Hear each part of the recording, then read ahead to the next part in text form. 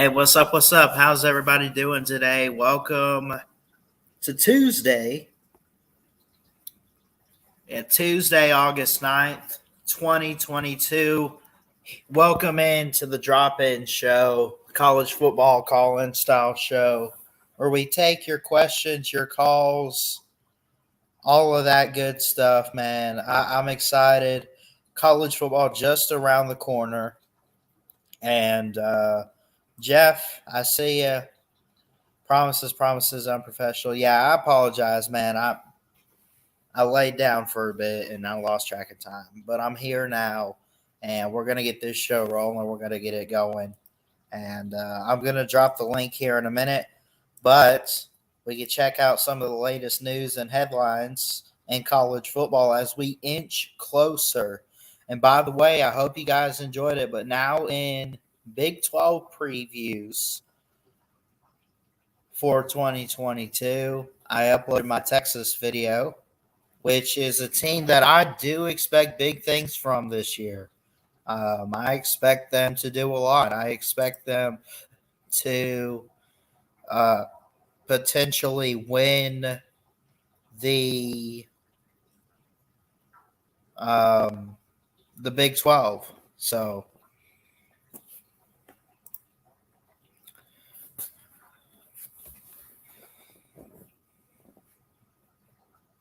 there we go. It was frozen a bit. Coach's poll is out. Let's take a look at it. I'll drop the link here too, by the way. But the coaches poll being put out this afternoon, or actually yesterday afternoon, which it is meaningless and useful to an extent, but it does kind of give us an idea of what we can expect for the AP poll, which is what we'll base it off of when we start playing games. Houston, Ole Miss, Arkansas, Cincinnati, Kentucky, Wisconsin. I like Wisconsin. Wake Forest, Texas at 18, one first place vote. I still don't know who did that. Sark. Miami, Pittsburgh. Hold on. Miami, Pittsburgh, USC, Michigan State,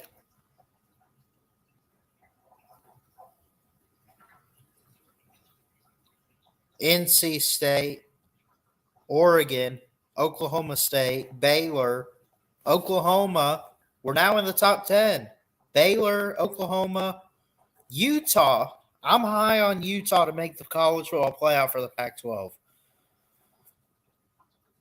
Texas A&M, Michigan, Notre Dame, Clemson, Ohio State, or Clemson, Georgia, Ohio State, and then Alabama right at the top. It's a great day to be a Tide fan. It always is.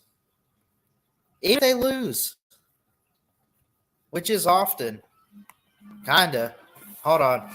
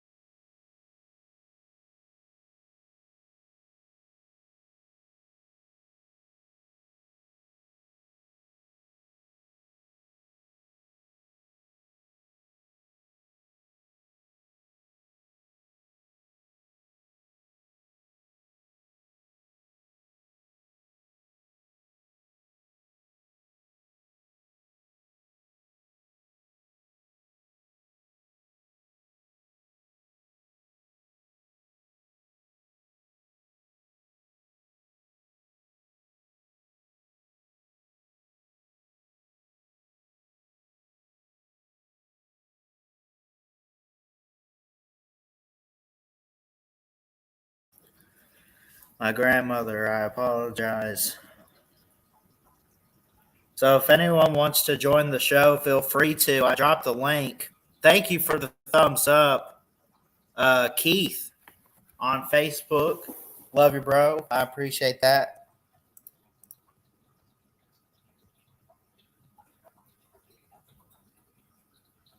So again, getting back to the coaches poll for 2022, if the Final Four was in it, it'd be Alabama and Clemson and Georgia, Ohio State. Who you taking? I'd take the Buckeyes and the Tide. Could we see another Georgia Clemson game? We could. The top 10 from Bama to Baylor, Ohio State, Georgia, Clemson, Notre Dame, Michigan, Texas A&M, Utah, Oklahoma, Baylor. That's a good top 10.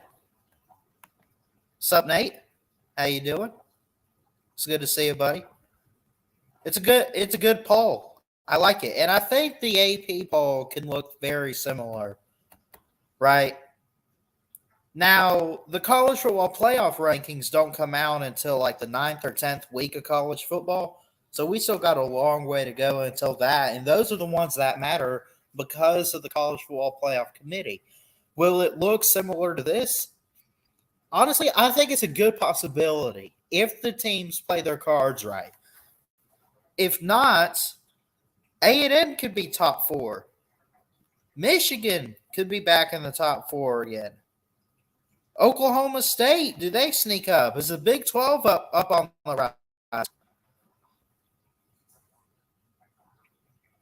There's a lot that plays into it.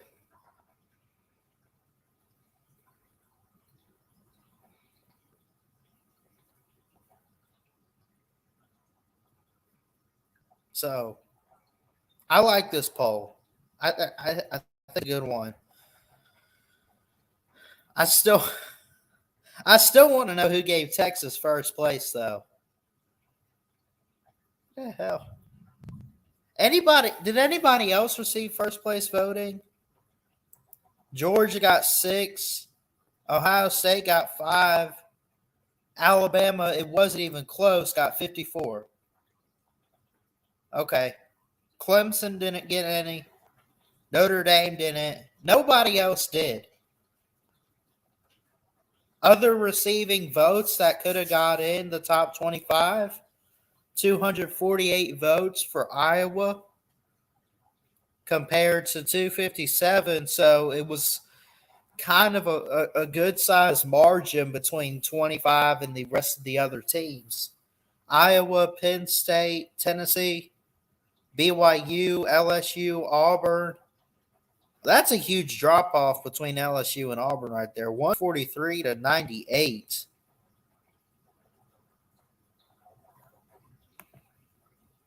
Look, hold on. What did Jeff say? Best scenario is the first CFP poll released Monday after Week 10 games. I agree. I thought it was, well, you could be right. It could be Monday or Tuesday nights. I thought they did Tuesday nights, but either way, Jeff, you're not wrong. Because you finally get to see, you know,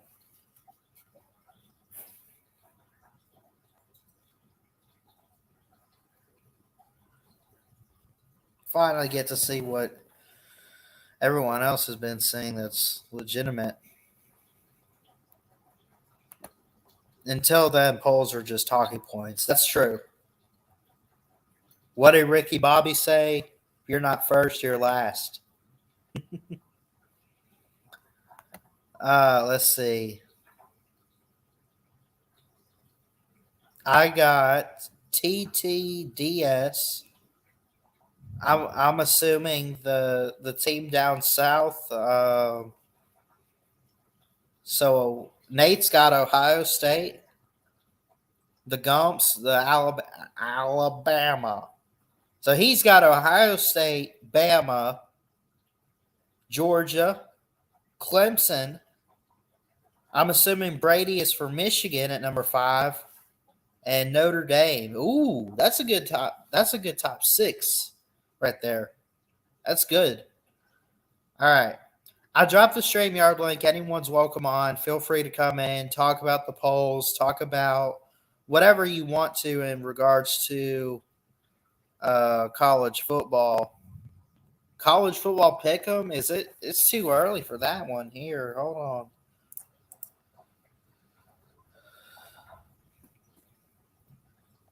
I'm gonna play.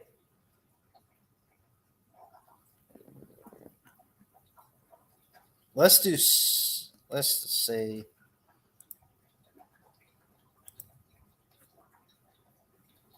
Screen share. Let's see. Should we do standard?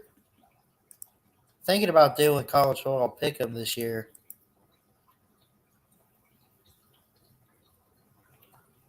I think it's a bit too early for this.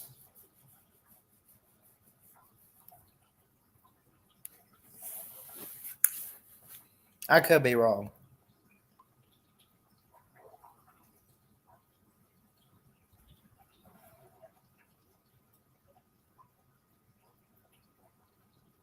Confidence, next level pick'em. Rank your picks and earn more points for higher confidence selections. Standard is classic pick'em.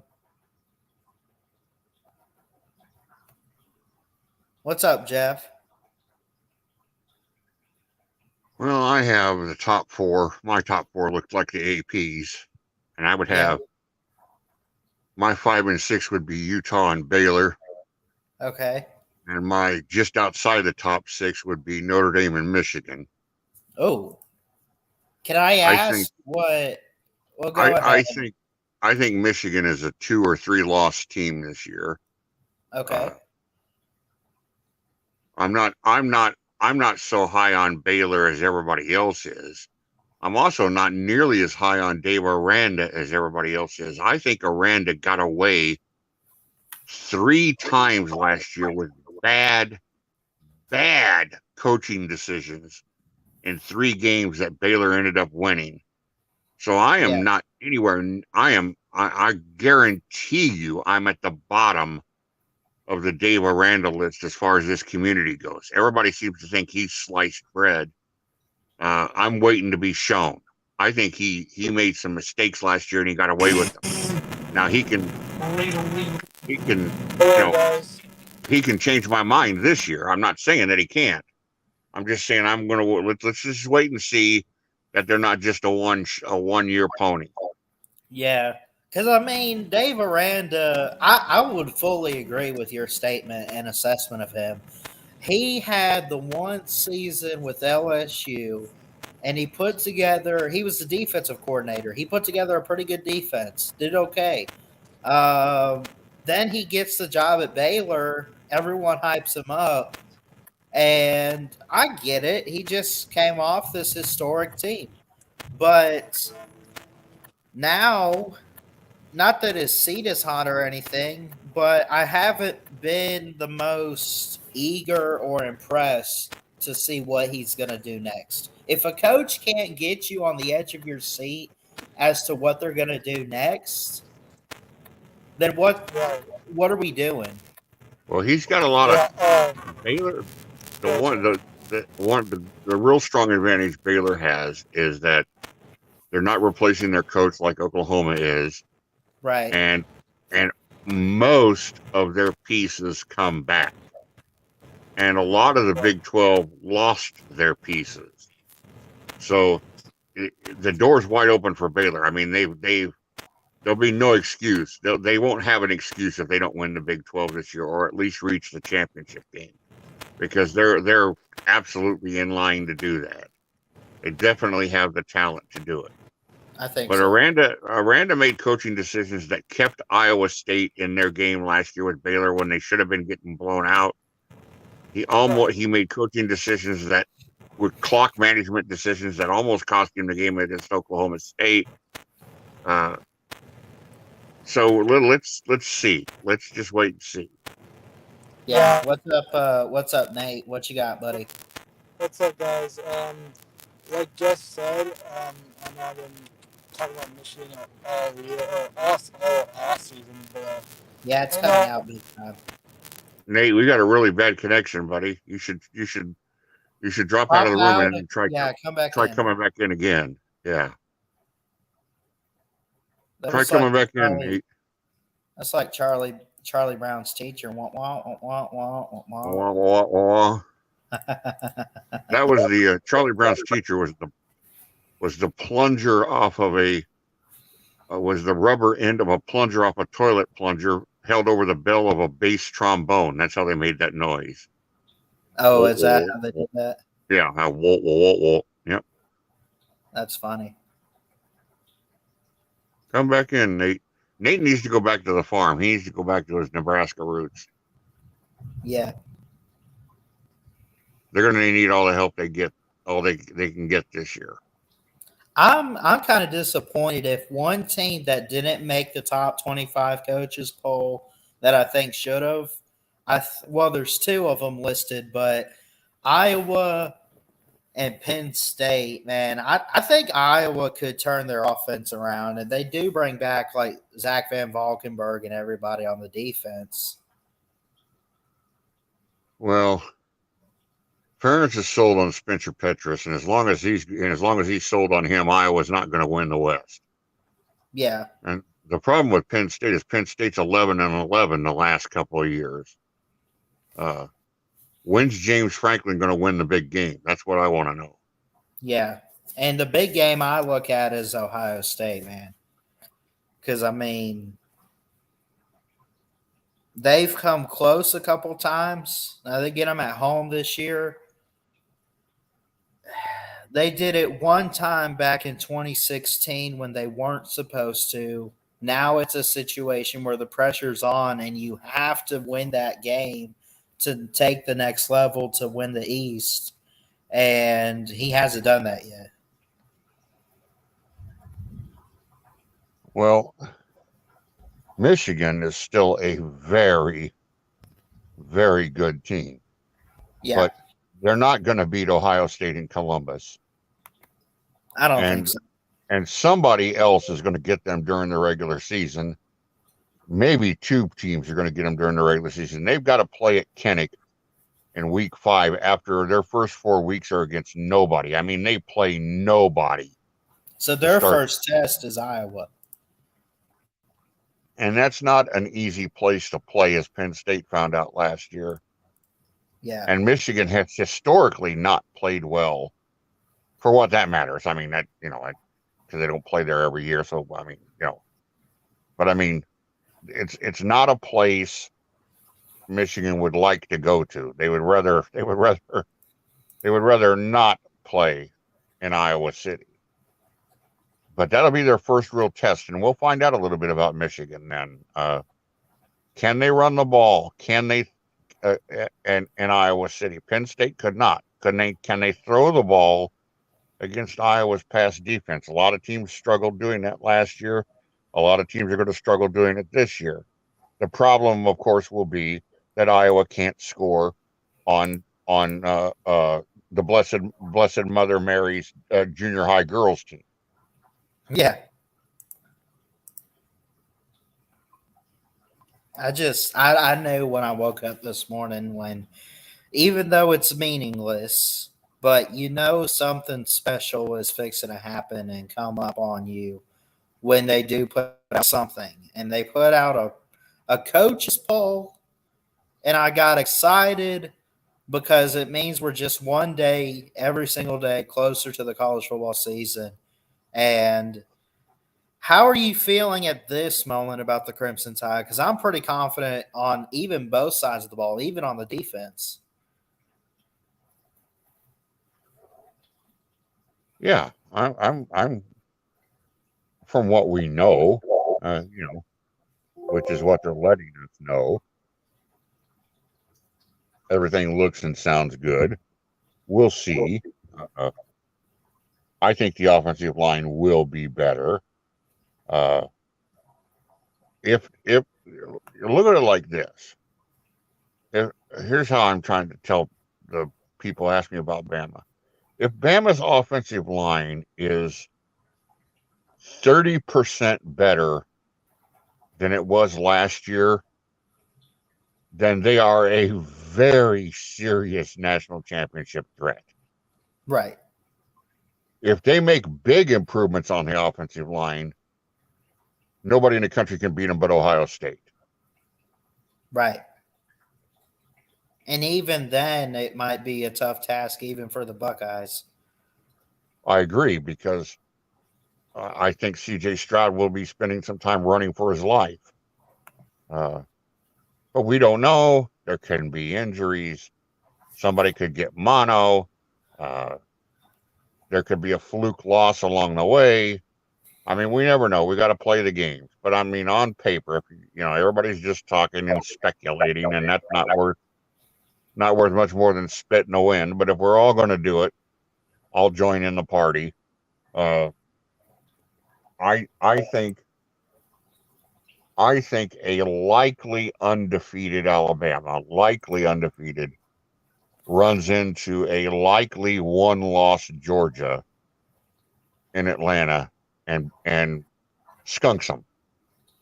I think if Bama gets their hands on Georgia and Atlanta again, there's some bad blood, and I think there's going to be a correction, correction to the results. And I think Clemson is probably better than people think they are.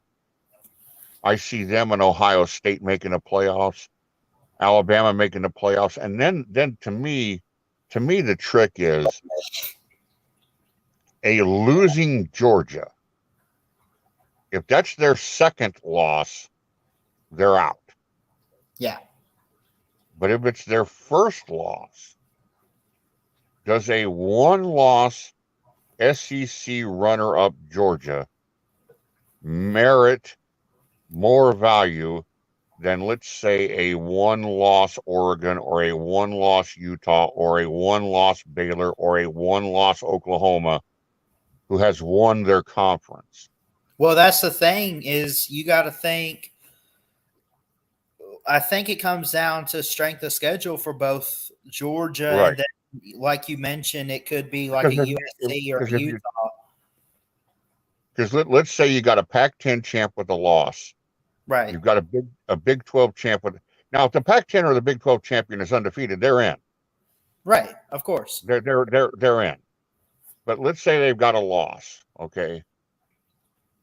Let's say Clemson's got a loss. Okay. Then you look at Georgia and you say, would Georgia probably beat Clemson? Well, I don't know. But would Georgia beat Baylor? I think so. Would they beat Utah or Oregon? They may have already beaten Oregon. Well, they would have in this situation. And would they beat Utah? Probably. So, I mean, there's a lot of value to being the one-loss SEC runner-up, but you don't know what else has happened. If you're the one-loss SEC runner-up and you got Ohio State winning the Big Ten and Clemson winning the ACC, and then you got an undefeated champion in either the Big 12 or the Pac-12, that's just one of those years where you had one loss, but that loss cost you. Yeah. That's what makes me nervous about Bama. I want to see Bama get to Atlanta with the 0 back there. When you've got that 1 back there, that was the difference last year. Bama went to Atlanta with a 1, and Georgia went to Atlanta with a 0. And so they could breathe a little easier. Alabama was playing for their lives. Yeah. You know.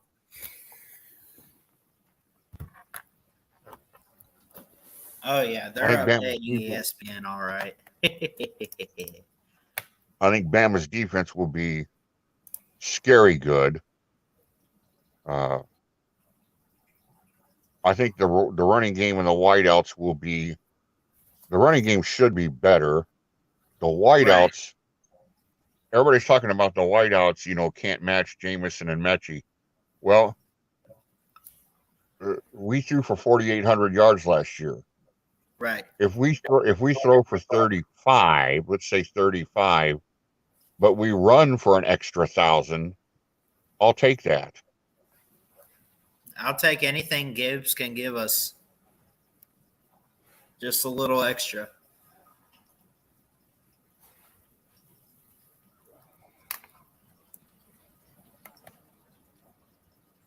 I think Ohio State is if they end up with a top 25 defense after being number 59 last year, if they can move up to number 25 or better, that's a team I don't want to see. Yeah.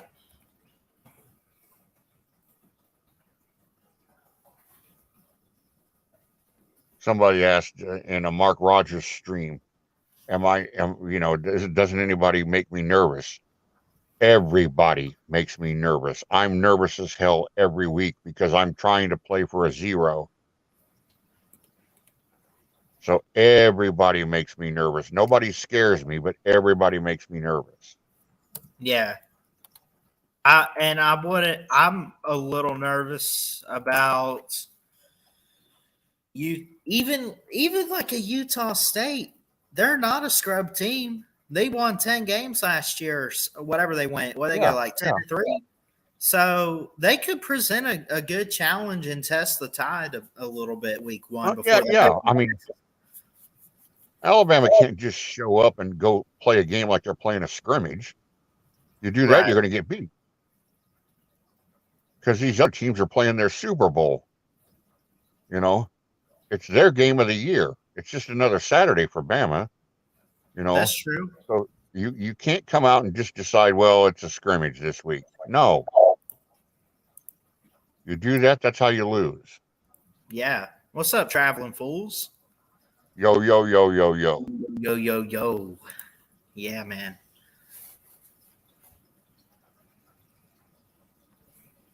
I'm kind of twisting in the wind on Notre Dame. Yeah. With their schedule, I mean, they opened with the Buckeyes. Right. They could be 11-1. They could be 10-2. They could be 8-4. Don't really know. Right.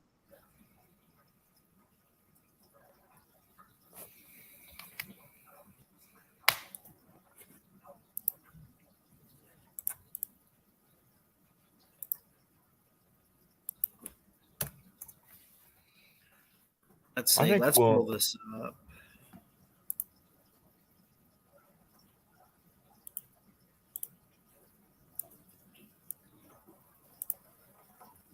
So no, I don't think Notre Dame wins in Columbus. I don't either. If it's in South Bend, that's a different story. And I'd like to. If I'm a Notre Dame fan, I just don't want to get beat by 14 or more. Right. If I lose 31-20 or something like that, I can live with that. Mm-hmm. I'm not happy, but I can live with it. I don't want blown out. To me, a blowout is when you lose by more than 14 points, or technically, you lose by more than 16. Two touchdowns can't save you. If you lose by 17 or more, you've been blown out. I would agree there. I always wondered and wanted to ask, like, how much of a deficit is a blowout in sports, but I would say anything more than over 2 touchdowns, and I think it's considered a blowout and not a close game.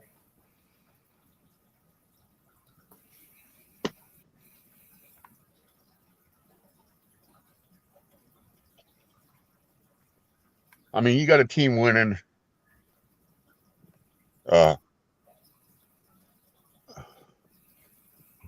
28-13. Okay. Yeah. They get a touchdown. Now it's 28-20. They get the onside kick. They get a touchdown. They go for 2. They're in it. Now we're in overtime. Right. But if you're down by 17, if you're down 30-13, you can get your 8 and your 8, and that's still not enough.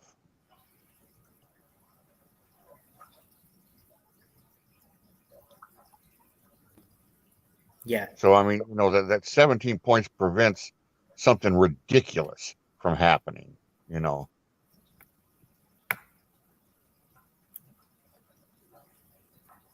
That's why I'm never happy watching a Bama game until I see the margin 9. I'm always looking for a 9 or an 11. 9 means you can't score a fluke touchdown and tie us. 11 means you're going to have to get 2 touchdowns, and good luck with that. Yeah. Well, that's what I'm looking for. Get up 9 or 11. I always base it the start of the fourth quarter. Where are we at? Right. Right. And how have we looked getting there? Right. In the Iron Bowl, we looked like shit, but we still managed to pull it out. I mean, what I was think the Iron Bowl. We were tied at 22 and went into 4 overtime. I mean, you can't make this up. Last year's Iron Bowl we were tied at 10 when the overtimes happened. Oh, that's right. Then we started doing all the touchdowns, and then we got to the 2-pointers. Yeah, that's right. Now, I don't think this year's Iron Bowl will be much of a game. I think Bama will stomp all over them at BDS. Yeah. I hope it's a night game under the lights. That would be something.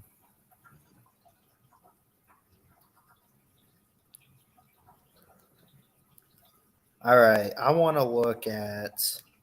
All right. Well, go ahead. I need to drop out of here. So, yeah. Ballard, we'll talk to you later. All right, man. All right. Roll Tide. Yes, sir. Thank you, Jeff. Want to look at some games this offseason, and starting with Alabama and Texas. Now, this is not my official preview and prediction. We'll do that the week of the game, but they do have a matchup predictor out.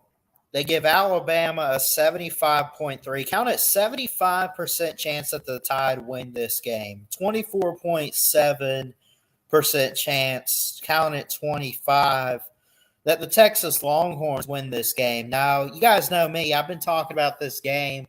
I cannot be more excited. This is the first matchup between these two teams since that 2009-2010 national championship game, and going to be a little different this time because it's not a national championship. Now, are these national title contenders going into the season? Most likely both of them, especially Alabama, of course. I think that's an automatic at this point in college football. But Texas, they have some stuff to prove, right? They don't really have much beef with Alabama. They want to prove this. This is like your entry.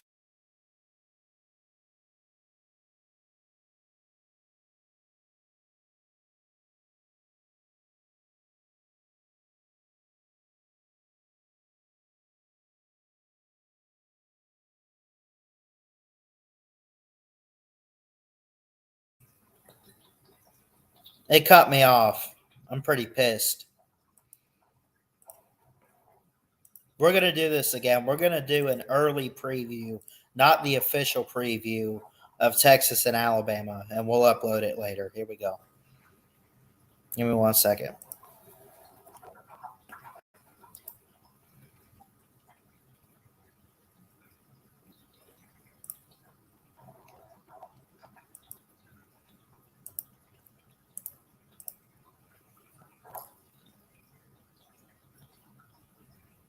Week 2 brings us SEC and the Big 12, featuring one of the teams set to join the SEC very, very soon in Texas, and a member that's been and always will be the Alabama Crimson Tide. And these two teams have not met since the 2009-2010 BCS National Championship, when the Alabama Crimson Tide started the dynasty that is now with Nick Saban.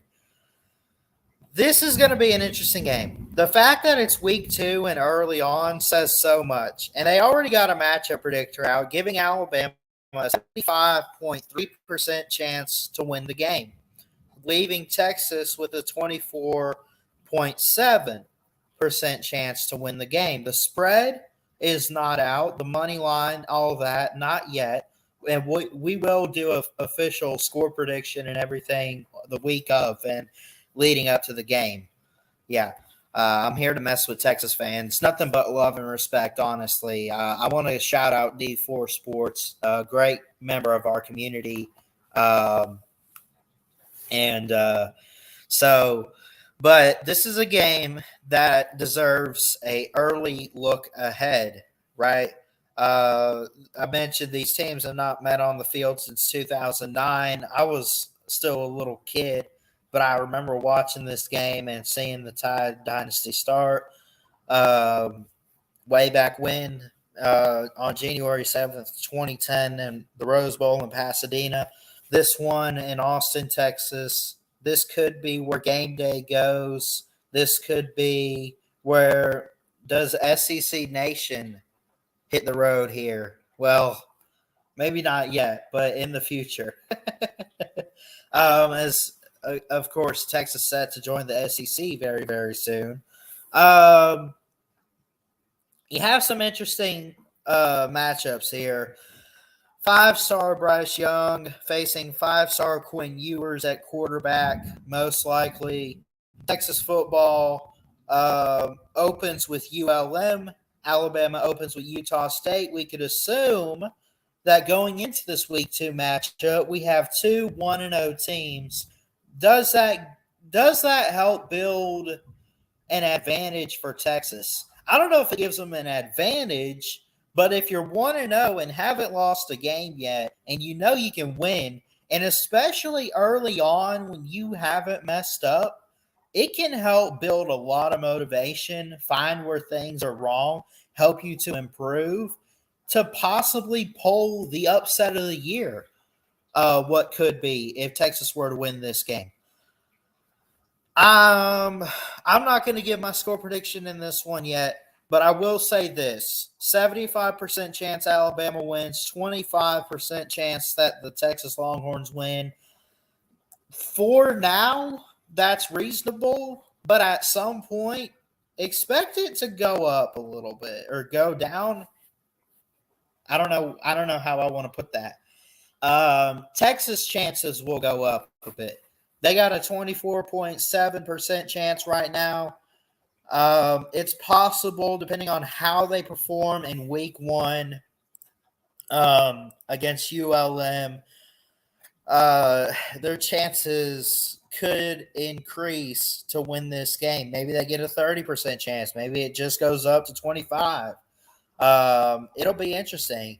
And this is a team that lost like 5 or 6 of the last few games of the season versus the national runner-up in Alabama. So when you look at what they did last year, it's not even close on paper or really even off paper what these programs are.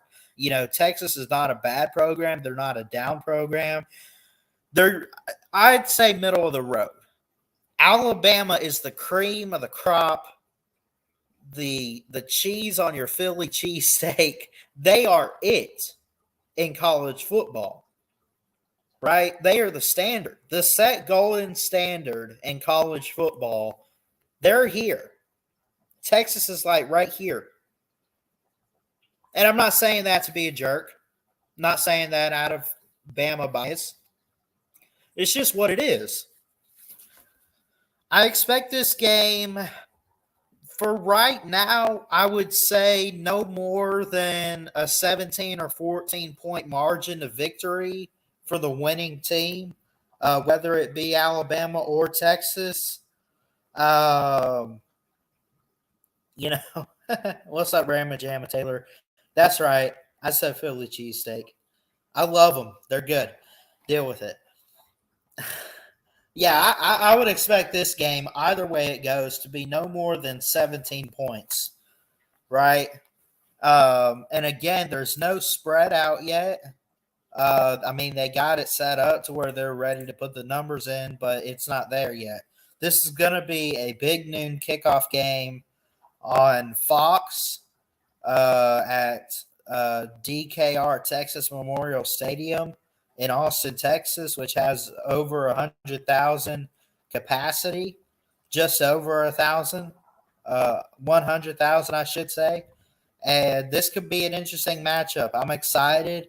I don't know what the spread's going to be. I don't know what my score prediction would be right now, but I would expect this to be no more than maybe a 17-point margin of victory. That's my personal take on it. That's my personal opinion.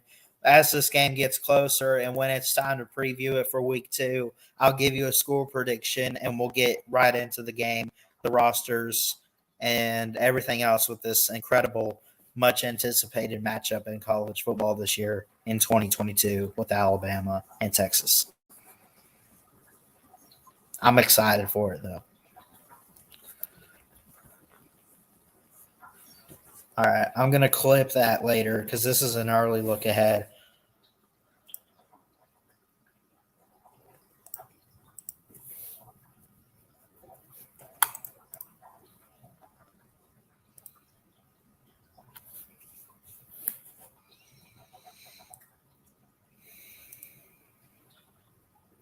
I dropped the StreamYard link. Anyone's welcome on. Looks like Feinbaum's fixing to come on here. Bryce Young got a press conference. I'll listen to that later.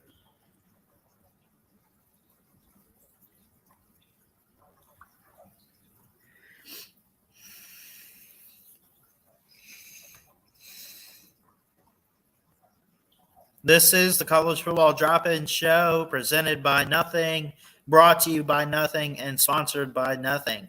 Call Nothing for nothing. No good reason at all. I dropped the StreamYard link. Anyone's welcome on. We've had Nate and we've had Jeff so far. So we'll see. Let's see if we can get anybody else.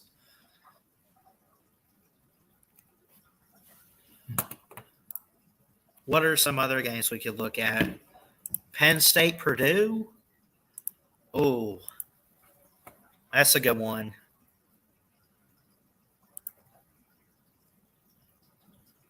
Does that have a matchup predictor yet? 60% chance that Penn State wins it. Okay. And the spread. Oh, it's already got a spread. Let's go. Yes. Yeah. Oh, my gosh.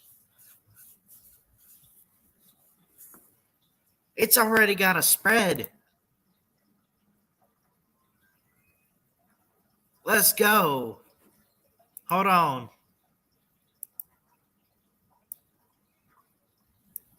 I'll set this up. We'll do one more, and I'm going to get out of here because I did want to do just a short stream unless anybody gets on.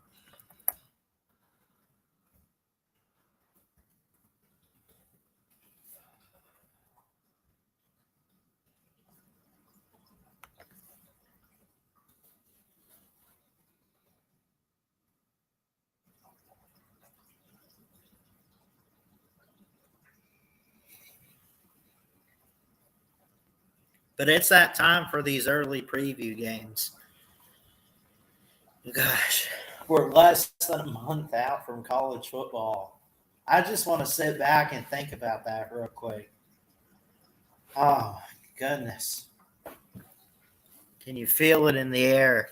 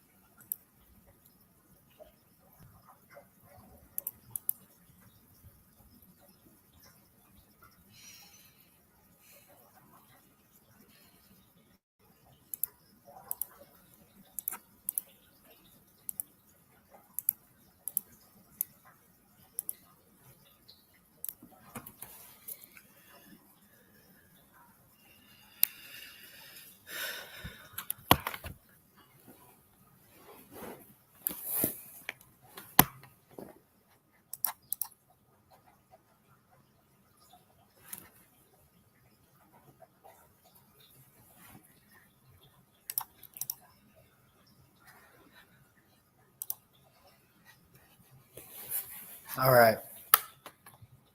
Let me set this up. Well, I got it set up. But let's look at now Penn State and Purdue, and then let's get out of here. We'll do another early preview, early look ahead, whatever. And we'll clip it and we'll put it on the channel.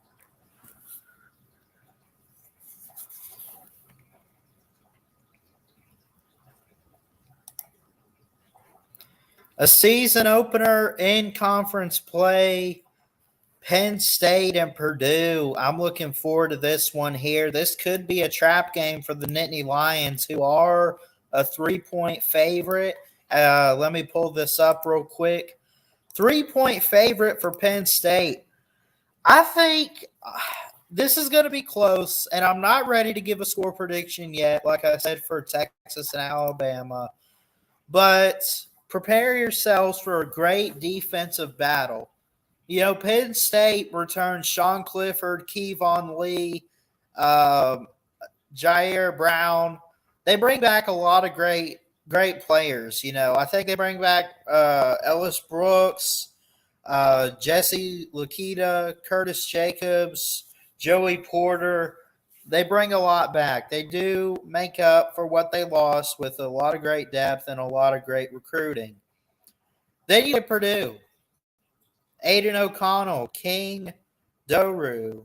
They did lose David Bell, 1,000-yard receiver. They bring back Cam Allen.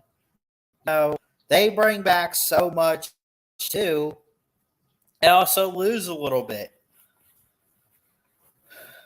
I think Purdue's style of offense and how Penn State can defend it is what's going to be the key thing in this matchup. Can Penn State contain Purdue's offense, get pressure on Aiden O'Connell, sack him in the backfield? I think they should have enough pass rush there. It's a 3-point spread. The over-under is 54.5, and Penn State has a 60% chance to win the game, leaving Purdue with a 40% chance to win the game if you want to round those. This is going to be fun. This will be a Thursday night. Will this be Thursday night matchup? I'm definitely watching this with my grandparents who are Penn State fans. This will be 8 p.m. Eastern time on Fox on September 1st.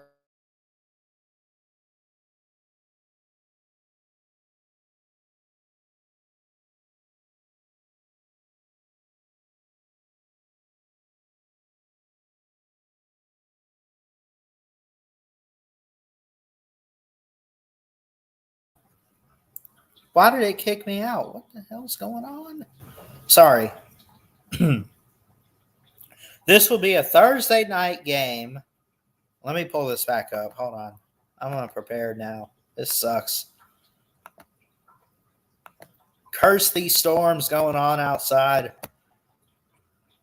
Okay. This will be a Thursday night matchup on September 1st, 2022, between Penn State and Purdue. This will be a night game at 8 p.m. Eastern time. I mentioned the matchup predictor. 60% chance that Penn State wins. I think we all can expect that, although this will be one of the games to keep an eye on. This is probably, outside of Ohio State, if you ask me, probably Penn State's biggest task of the year. Maybe I'm wrong. Maybe I'm overlooking and forgetting about teams like Michigan State and Michigan. But this could be an interesting matchup. This could be one, not necessarily one for the ages or anything like that. I don't want to go that far with it, but it could be a great defensive battle in the 20s. Like I'm not here to give my official score predictions, but could we see like a 24-20 in favor of either team? I think it's a great possibility that we see something low scoring because both of these teams have great pass rush and great secondaries, especially for Penn State. You know, you bring in Dennis Sutton, Ronnie McGraw, Spencer Perry as freshmen. They signed a really good class. Nick Tarburton, comes back. Smith, Vilbert, Jake Wilson. They bring back PJ Mustafa. He's the lead tackler. He's the lead guy up front that comes back. Kobe King, Charlie Catchier, Cody Romano, Curtis Jacobs. I could go down the list with what Penn State has. They got a lot of great defensive playmakers that I think are going to be after what Purdue has in running backs like Will Chapman, who comes in as a senior. Aiden O'Connell comes in as a senior quarterback. Deion Burks comes in as a sophomore. Elijah Cannon comes in as a sophomore receiver, and so on down the list. We'll look more at this game when it gets closer and when it gets time for college football and the week 1 matchups. But we could definitely expect this to be a pretty interesting and competitive Big Ten matchup on a Thursday night. All right. I dropped the StreamYard link. Anyone's welcome. What's up, Adam Woodard? How you doing? Roll Tide, buddy. I'm ready for football, too. All right, that'll do it for today's early previews. We'll definitely have to get, Alabama, Utah State, Georgia, Oregon. Have to get some of those later on.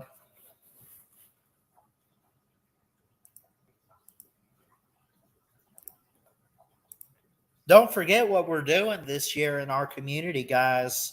The Alabama fans will take turns live streaming the game, not like actually showing the game, but reacting to it. And as a community of Bama fans, we're all going to be on the same stream, watching the game live together as one big Alabama family. And I want to give shout out to Millis Vanillis for this idea, him and X-Wing Sports. I'm not sure who's picking up the first game of the season, but I definitely want to call dibs on the second game of the season in Texas. But it should be fun. It should be a great game, great season for the Crimson Tide, most likely. And we'll just all kind of hang out as Bama fans. We're calling it the Bama Boys, and I'm excited for it.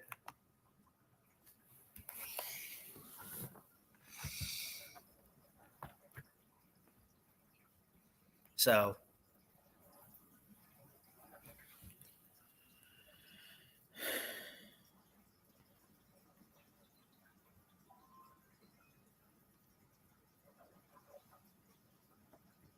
anyway, I got to make a phone call to our boy Mayhem Matthew to double check on the Touchdown Tuesday show tonight.